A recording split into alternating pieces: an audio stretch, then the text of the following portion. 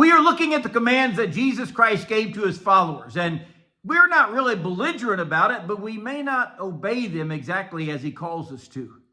Good morning. This is Pastor Ernie Lewis of the Blue Point Church in Sisney, Illinois, with your thoughts from God's Word for Wednesday.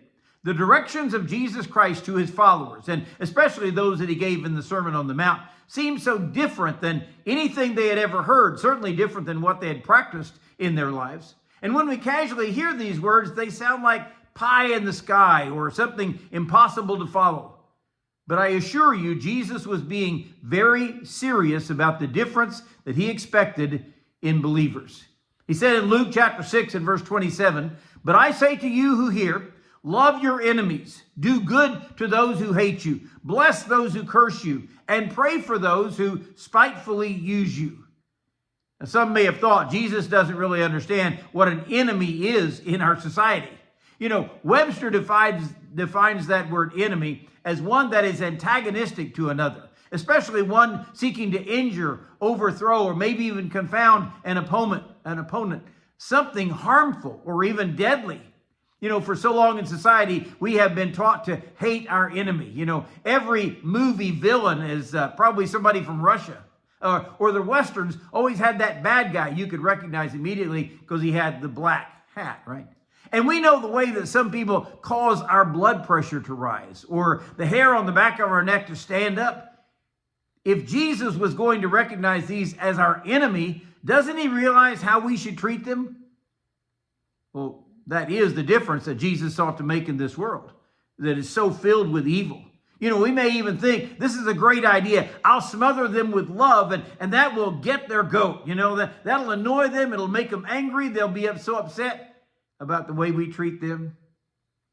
But this love was not just a show of hypocrisy that Jesus was calling for. He actually commanded those who would follow Jesus to do good to those who hate you. You may immediately think, if that person hates me, man, that's certainly their problem, not mine. How will we ever overcome hate in the heart and mind of others unless we show them love? Jesus is saying this is not something that you say, okay, I love my enemies. No, he said, do good to them, even if you know that they hate you. Then he said, bless those who curse you. When someone openly attacks us or speaks evil about us, we are to bring about some kind of blessing into their life. This might be practiced by using kind words to speak to them, but it really needs to go further than that. When someone curses us, we need to show them that we're not going to stoop to their level. We actually will seek to overcome evil with good, and we're going to shower some blessing upon them. Jesus even commanded us to pray for those who spitefully use you and persecute you. First of all, we should realize how much they need our prayers. Because after all they're doing is not necessarily personal. They're just obeying their master, who is the devil. And when we begin to pray for them, we'll recognize the need in their very soul. And no matter what they're doing to us, or even to realize what they need is Jesus Christ.